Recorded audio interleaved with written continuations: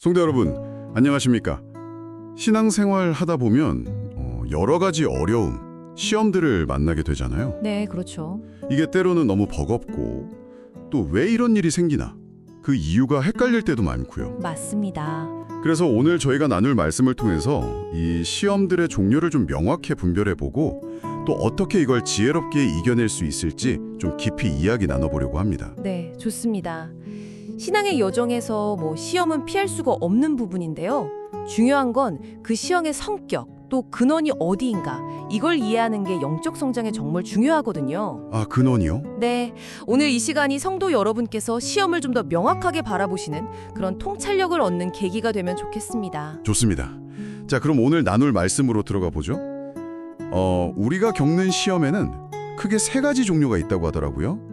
첫 번째가 사탄이 하나님의 허락 아래에서 우리 믿음 성장을 위해 도구로 사용되는 그런 시험이 있다고요. 네, 욥이나 베드로의 경우가 딱 그렇죠. 아, 욥, 베드로.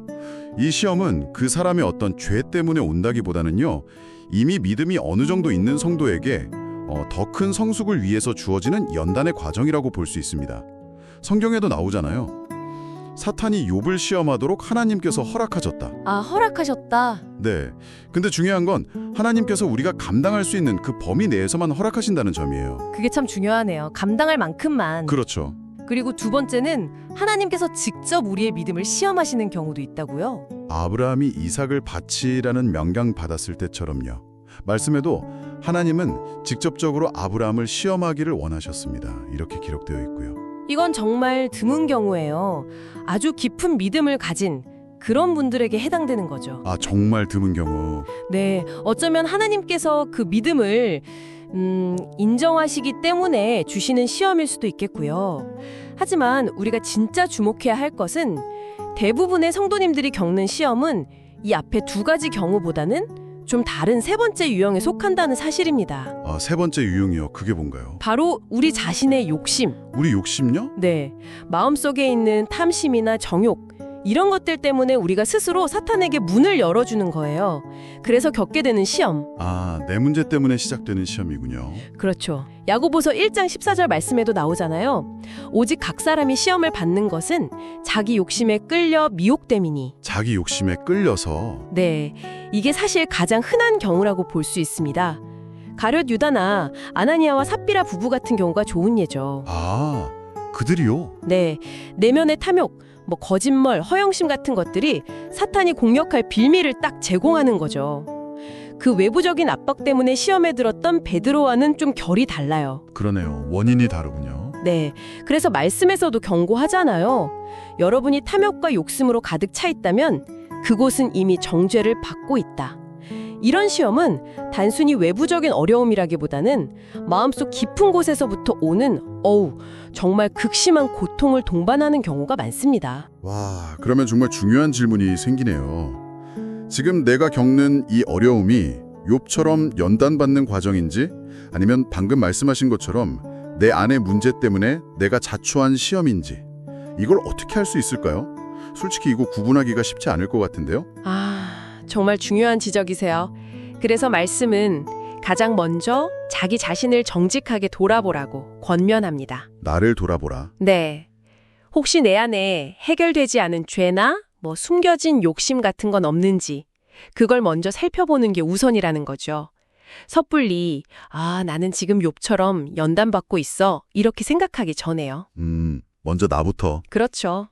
나의 연약함을 인정하고 하나님 앞에 회개하는 것, 이게 출발점입니다.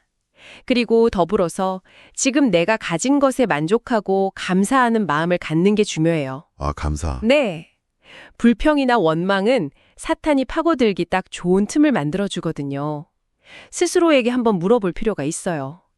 나는 지금 가진 것으로 만족하고 또 기뻐할 수 없는가 하고요. 만족과 감사, 그리고 회개. 이게 먼저군요. 네. 그리고 자신을 돌아보고 회개하는 것과 함께 우리가 사용할 수 있는 가장 강력한 영적 무기가 있다고 말씀에서 강조하더라고요. 네, 맞습니다. 바로 예수 그리스도의 이름. 그렇죠. 특히 죄나 욕심 때문에 시험 가운데 있을 때 그 이름을 선포하면서 어둠의 세력을 꾸짖으라고 아주 구체적으로 가르치고 있어요. 예수 그리스도의 이름으로 꾸짖고 쫓아내십시오. 맞습니다.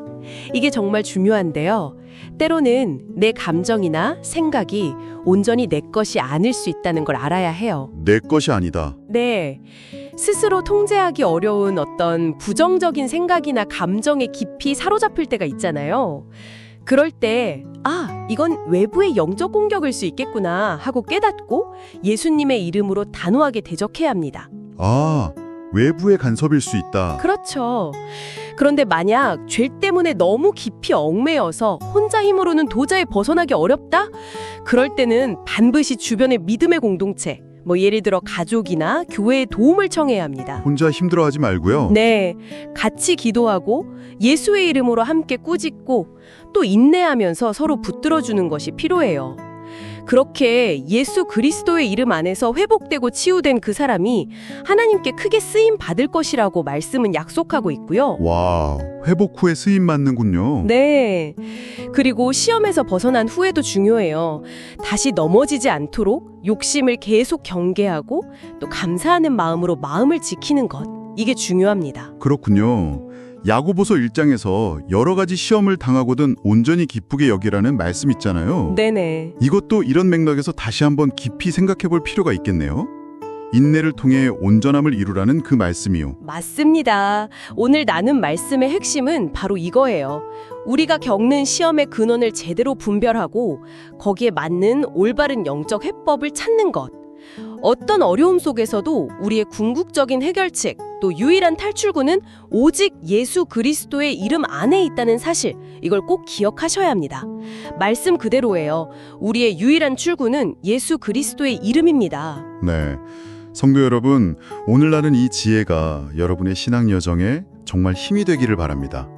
지금 혹시 어려운 시험 가운데 계시다면 잠시 멈추어서 한번 질문해 보세요.